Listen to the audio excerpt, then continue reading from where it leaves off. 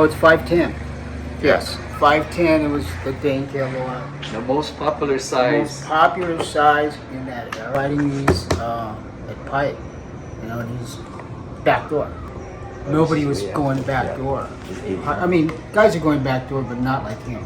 Right. Like he was turning in the tube. Sean was, but he was on a smaller board. Dane was on a smaller board. But see how thick this board is? Right. That's what enabled them to paddle into these things, yeah? Because there's back then, we weren't afraid of foam. Yeah, it's nicely foiled, you know. Fluted wings came from Reno and Britt, you know, and this really foiled top. Do you remember whether the first one that Tony had, the MR one, was fluted like that? Yeah, It was.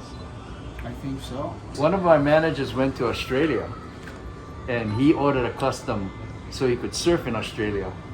And when he brought it home, that was a reference board. So everything was off of that board, and because you had something that worked to copy, it was so much easier for us to make, you know, versions of it, but staying close to what the rocker or the fin placement was, because, you know, for him, Mark to engineer the fin placements correct, he must have had to go through a whole bunch of trial and error. Mark figured out the fin placement and the shape of the fin.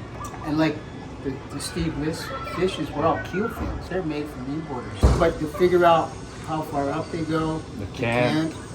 that's a lot of variables. Tell you what the real value of this design was. We got to ride this. We could finally do sort of a top turn like Dane did on his single fin. But when Dane went off the top with this, oh, he was just going so fast. This came out in 79, I think, yeah. You know what it is? The thruster, they grew up back foot.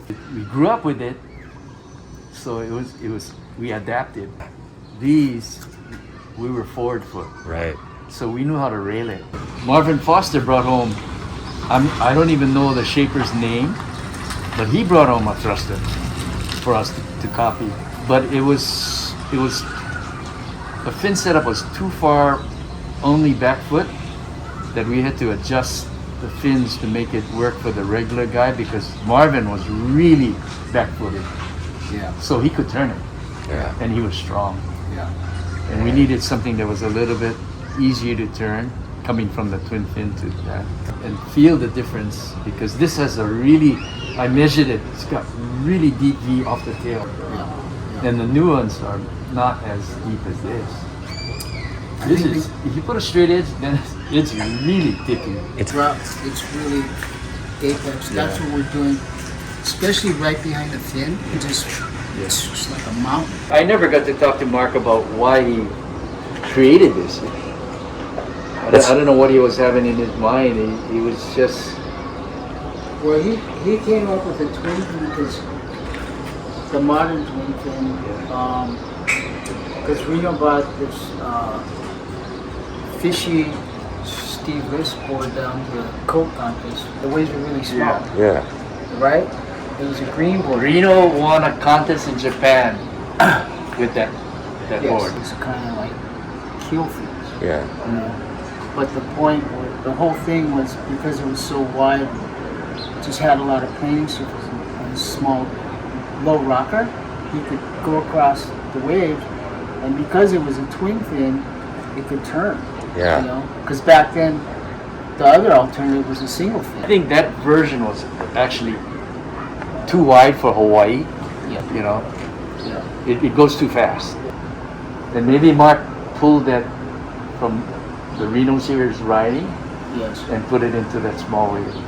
Hey Bird, I just want to thank you for all the business you gave me back in the day. Thank you.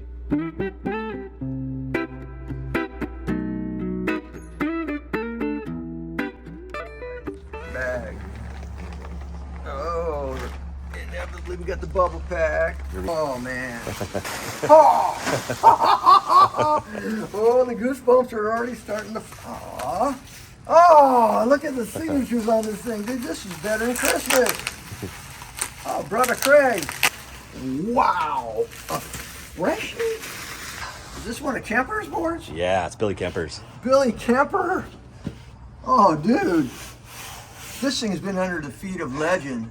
And look at that, man. We got the Dennis Pang signing it there. We've got the family going. There's the Jims on it. Yep. 18 and 5/8, 2 and 7/16 for Billy. 6'2".